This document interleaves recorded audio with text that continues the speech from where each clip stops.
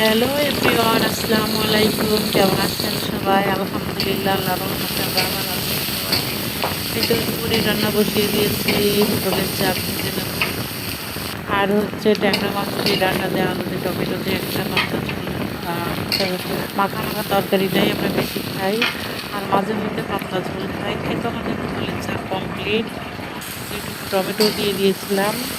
এবার বসিয়ে দিলাম ট্যাংরা মাছ ডাঁটা আলুর তরকারির জন্য পেঁয়াজ টেঁয়াজ দিয়ে সব ধরনের মশলা দিয়ে ট্যাংরা মাছটা কষিয়ে তুলে রেখে এবার ডাঁটাগুলো দিয়ে দেবো। ডাঁটার আলুগুলো দিয়ে ভালো করে কষিয়ে দেবো।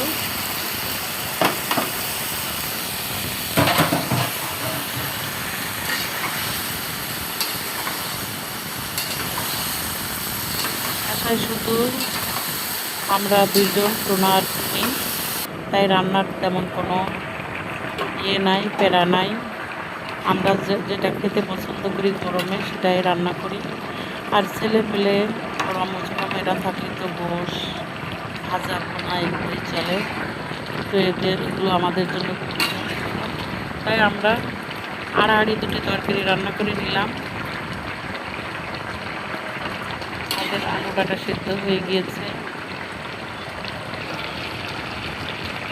এবার নামিয়ে নেব। একটু ঝোল রাখবো, ঝোল আর টানাবো না। তরকারিটা খেতে নিশ্চয়ই আমি হবে দেখে মনে হচ্ছে। এবার তরকারিটা নামিয়েই নিলাম, ভিডিও আর বড় করব না। আজকের ওয়েদারটা দেখুন বন্ধুরা, কী রোদ, প্রচণ্ড রোদ আর গরম, ভ্যাপসা গরম।